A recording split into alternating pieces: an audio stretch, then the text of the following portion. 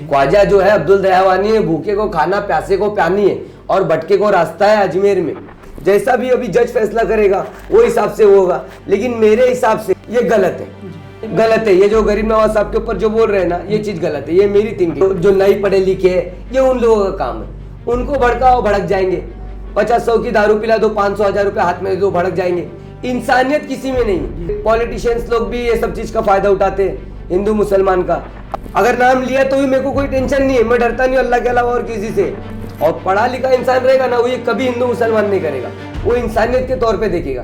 ये नीचे आने के बाद में वो हिंदू, मैं मुसलमान, वो सिख, वो ईसाई, मैं फला, मैं ढमका, ये सब बाद में बन गया। यहाँ पे आने के बाद में वो जैन में मारवाड़ी है, पारसी, सिंधी, ये सब बाद में बन गया।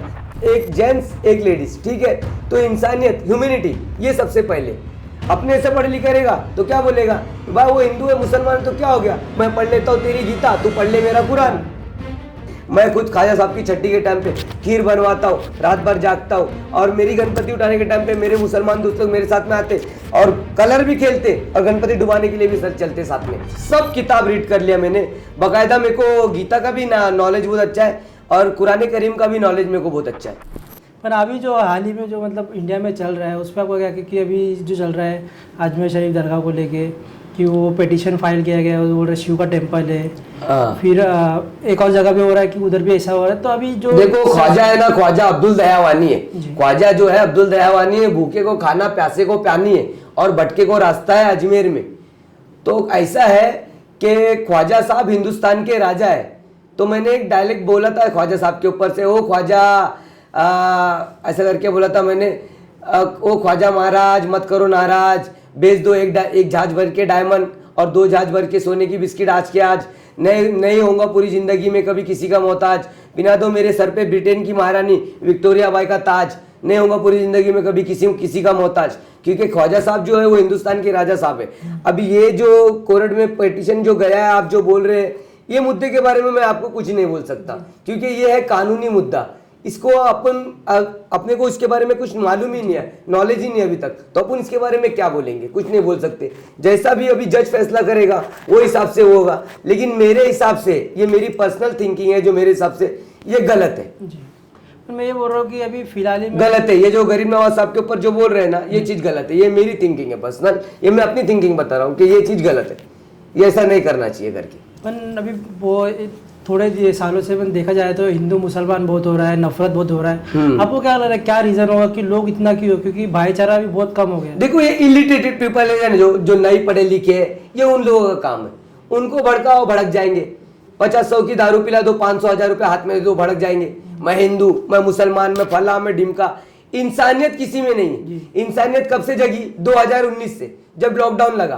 लोग जब रोड पे चलते अपना बैग लेके यूपी जाने लगे ना, तब लोगों को एक दूसरे का ना एहसास होने लगा। नहीं तो पहले मुंबई में टाइम पूछेंगे तो क्या बोलता, चले हट रे, टाइम बताने के लिए टाइम नहीं है। हाथ में घड़ी रहने के बाद में भी टाइम नहीं बताता, क्योंकि उसके पास टाइम नहीं टाइम बताने के लिए। लेकिन लॉकडाउन के बाद से ऐसा हो गया है तो लोगों की कदर होने लग गई। लोगों को पानी रुका के, जो चलते हुए जा रहे थे लोगों को बिठा के पानी पिला के, अम्मा थोड़ा टाइम बैठ, आराम कर, पैर में थोड़ा तकलीफ कम होगी तो उसके बाद सफर तय करना, ऐसा करने लगे लोगों ने। अभी इंसानियत जाग चुकी है, पहले इंसानियत नहीं जागी थी। पर अभी जो मीडिया में ये सब में देखा जा रहा है, हिंदू मुसलमान लड़ाई चल रही है, देखो ये नफरत बांट रहे हैं। आपको क्या लगता है कब खत्म होगा? मतलब ये खत्म कभी नहीं होगा, ये खत्म कभी नहीं होगा। क्यों?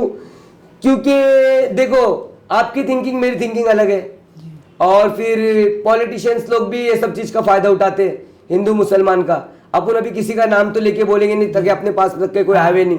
अपन ने अभी तक के पूरी जितनी भी इंटरव्यू मैंने दिया, किसी का नाम नहीं लिया, क्योंकि अपने को अगर नाम लिया तो भी मेरे को कोई टेंशन नहीं है, मैं डरता नहीं अल्लाह के अलावा और किसी से। क्या होएगा, एक फायरिंग होगी और कुछ नहीं होगी। बचाने करेगा अल्लाह बचा लेंगे, और बनने करेगा तो मर जाऊंगा। पीछे मेरा भाई बैठा है शरीफ भाई, वो बदला लेगा ही लेगा, मेरे को मालूम है, मेरे को टेंशन लेने की जरूरत नहीं। तो ये जो हिंदू मुसलमान का मसला है ना, ये कभी खत्म नहीं होगा, क्योंकि जाहिल लोग जब तक दुनिया के अंदर जिंदाबाद है, हिंदुस्तान के अंदर, तो ये हिंदू मुसलमान का मसला खत्म होने का सवाल ही, चांसेस ही नहीं। क्यों? क्योंकि जाहिल लोग हैं, उनको चढ़ा दो, भड़का दो, चढ़ जाते।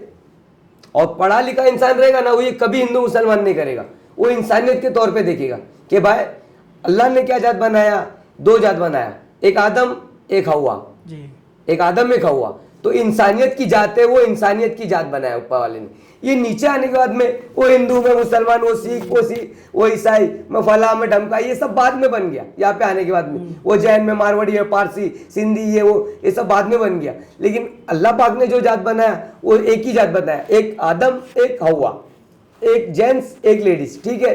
तो इंसानियत, ह्यूमैनिटी, ये सबसे पहले। हिंदू मुसलमान इसके अंदर महत्व नहीं रखता। ये हिंदू मुसलमान कौन कराने वाले लोग हैं?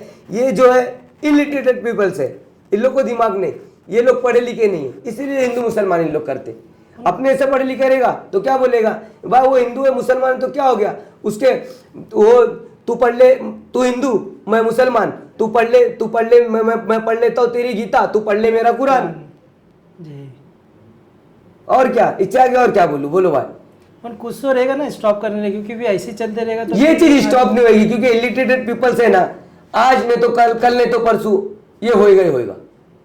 क्योंकि देखो अभी ये दल बन रहा है, वो दल बन रहा है, अलग अलग दल बन रहा है। अभी ना जाने आगे अपने बच्चे लोग के टाइम पे और कौन सा दल बन जाए, क्या बन जाए। अपन तो अपने बच्चे लोग को यही शिक्षा देते कि देख कोई हिंदू नहीं, कोई मुसलमान। मैं खुद ख्वाजा साहब की छठी के टाइम पे खीर बनवाता हूँ, रात भर जागता हूँ, और मेरी गणपति उठाने के टाइम पे मेरे मुसलमान दोस्त लोग मेरे साथ में आते और कलर भी खेलते और गणपति डुबाने के लिए भी चलते साथ में, और डुबा के भी आते।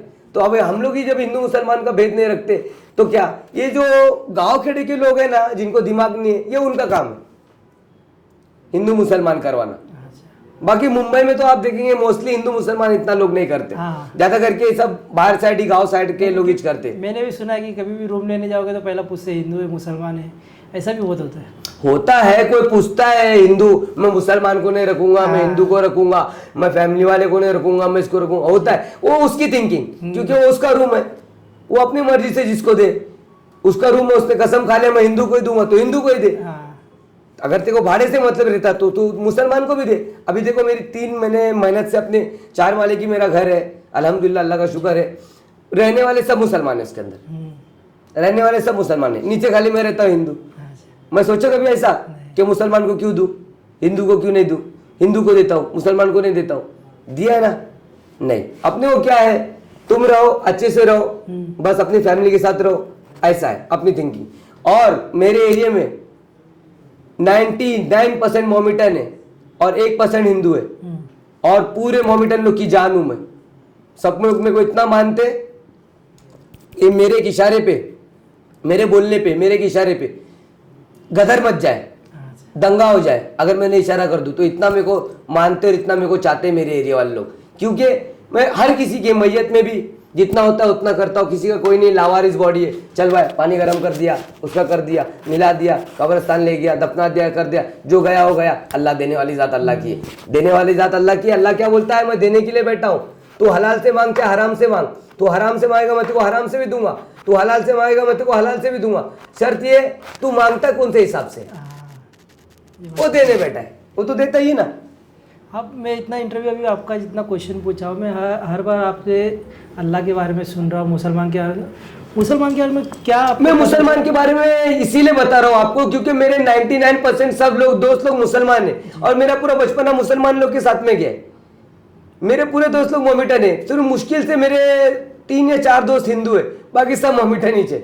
इस्लाम के बारे में जितना आप इस्लाम के बारे में तो ऐसा है कि समुंदर के अंदर जब मैं ये इतने दिन काटता था ना समुंदर के अंदर, तो सब किताब मैंने रीड कर लिया, सब किताब रीड कर लिया मैंने बाकायदा। मेरे को गीता का भी नॉलेज बहुत अच्छा है और कुरान करीम का भी नॉलेज मेरे को बहुत अच्छा है।